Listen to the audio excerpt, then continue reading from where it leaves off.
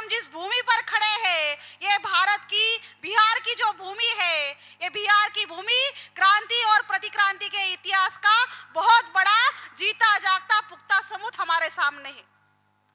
प्रतिक्रांति के संदर्भ में अगर हम देखें, वर्तमान में जो विषय यहाँ पर चर्चा के लिए रखा गया है, आज इस विषय के संदर्भ में देखें तो प्रतिक्रांति की शुरुआत हो चुकी है, ऐसा हम कह रहे हैं। भारत में इस ब्राह्मणी व्यवस्था के खिलाफ में हमारे लोगों को जागरूक करके इस व्यवस्था को बदलने के लिए हम लोग काम कर रहे हैं। और जब हम ब्राह्मणों के विरोध में उनकी व्यवस्था को बदलने के लिए काम कर रहे हैं, तो ब्राह्मण अपनी व्यवस्था बचाने के लिए काम करेगा, प्रयास करेगा, इसमें कोई बड़ी बात नहीं है। और इसके लिए ब्राह्मण प्रयास भी कर रहा है। अनुयुग से, संविधान युग से मनुस्मृति की युग की तरफ जाने का रास्ता ब्राह्मण चुन रहा है, और उसके लिए जो भी तरीका उनके सामने है उस तरीके से वो अपना रहा है। ब्राह्मण इसके लिए प्रयास कर रहा है, ये हमारे लिए सोचने वाली बात नहीं है, ज्यादा गंभीर बात नहीं, क्योंकि वो अपने को बचाने का काम करेगा।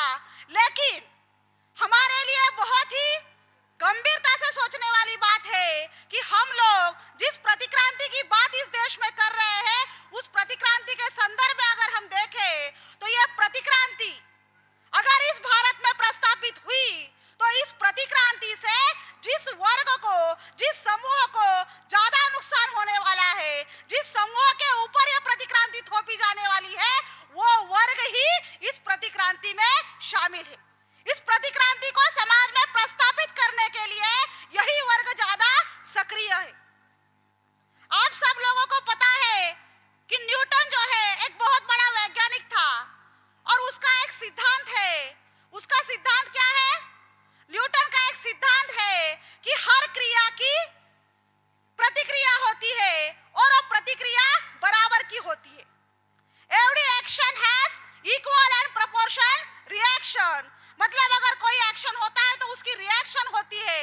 लेकिन न्यूटन का ये जो सिद्धांत है, ये भारत के संदर्भ में अगर हम देखें, भारत के मूल निवासियों के संदर्भ में अगर देखें, खास करके भारत के ओबीसीओ के संदर्भ में अगर देखें, तो पिछले 2,500 साल से ब्राह्मण लगातार इनके ऊपर प्रतिक्रांति थोप रहा है, और इस प्रतिक्रांति के माध्यम से इनका नुकसान भी हो रहा है, फिर भी इनके अंदर किसी भी तरह की प्रतिक्रिया नहीं है।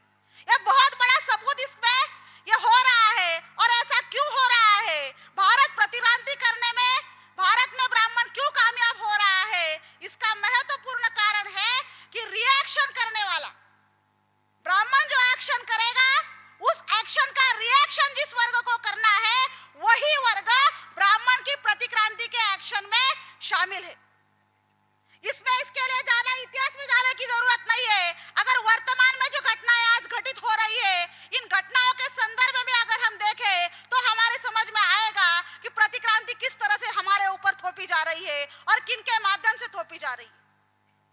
अभी जो भारत में सरकार बनी, इस भारत की सरकार में जो सांसद लोग बने, उनका शपथ विधि का जो कार्यक्रम होता है, उसमें सुषमा स्वराज और उमा भारती, इन्होंने संस्कृत में शपथ ली।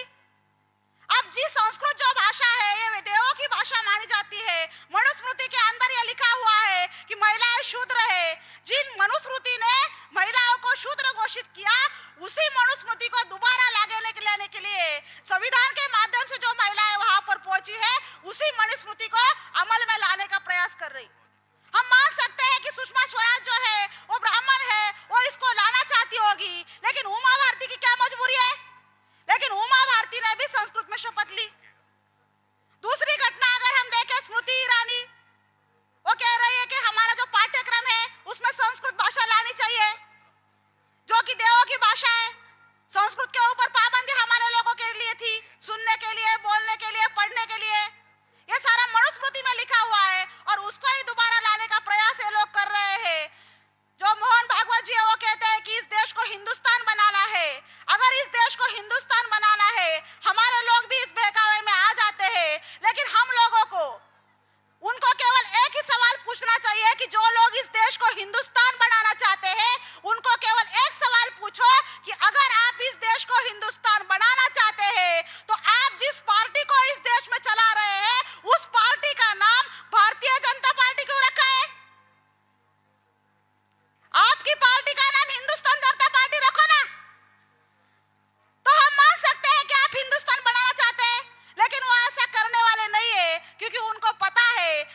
हिंदुस्तान जनता पार्टी के नाम से अगर हम पार्टी बनाएंगे तो हिंदुस्तान ये संवैधानिक शब्द नहीं है। अगर इस असंवैधानिक शब्द का हम इस्तेमाल करेंगे तो पार्टी रजिस्टर नहीं हो सकती, और पार्टी रजिस्टर होगी ही नहीं तो चुनाव नहीं लड़ सकते। भारत माता करके हमारे लोगों को भावनिक बनाते हैं, हमारी लोगों की भावनाओं के साथ खेलते हैं, लेकिन जब वो भारत माता कहते हैं और बात करते हैं हिंदुस्तान की, तो हिंदुस्तान माता क्यों नहीं कहते, हिंदू माता क्यों नहीं कहते? बहुत से विषय लगाए, उसमें एक विषय था कि राज्यों का जो शूद्र राज है, यह शूद्र राज केंद्र में ब्राह्मण की सरकार जो है, ब्राह्मणों की एक छतरी जो अमल है उसको बनाने के लिए ये सब ये करते हैं कि राज्यों में शूद्र को पावर देते हैं। तो अभी ब्राह्मणों ने क्या किया? ब्राह्मणों ने पॉलिसी चेंज की। उन्होंने अभी क्या किया है? हम चिल्लाते थे कि देश का प्रधानमंत्री हमेशा ब्राह्मण ही बनता है, तो उन्होंने पॉलिसी चेंज की। अब एक प्रधानमंत्री जो है देश का, एक ओबीसी को बनाए, और अब हमें लगता है कि एक क्रांति हुई, एक बदलाव हुआ।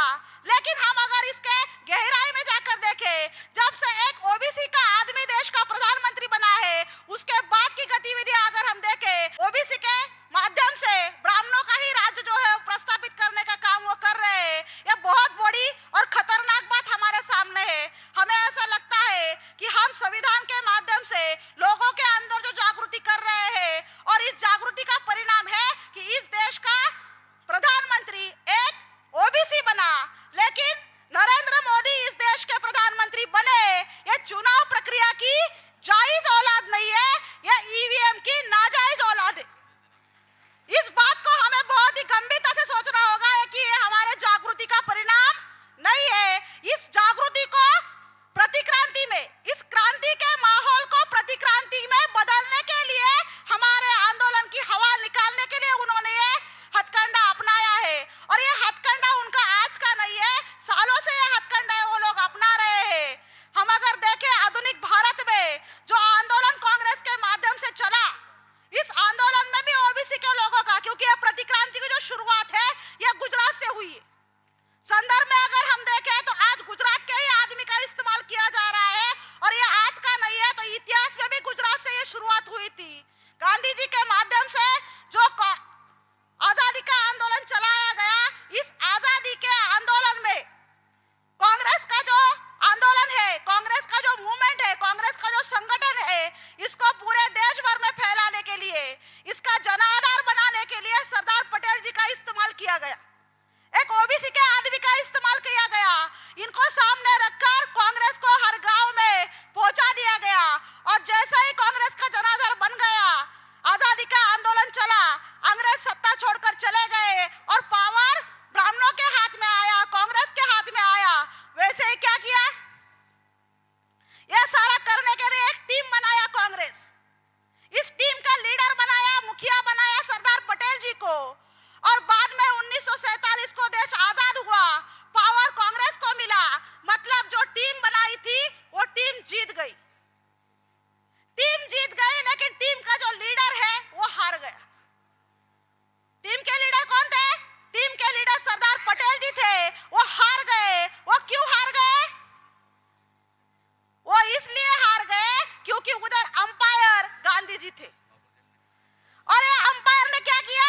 वो अंपायर ने मैन ऑफ द मैच जो थे सरदार पटेल जी, इनको आखिरी समय में अनफिट घोषित कर दिया, और जो रिजर्व प्लेयर थे पंडित नेहरू जी, इनको देश का प्रधानमंत्री बना दिया। केवल आज हम प्रतिक्रांति के संदर्भ में, केवल आज के संदर्भ में देख रहे हैं, बल्कि इतिहास में भी ऐसा हुआ है। उसके बाद में देखे राजेंद्र प्रसाद, उमा भारती, विनय कट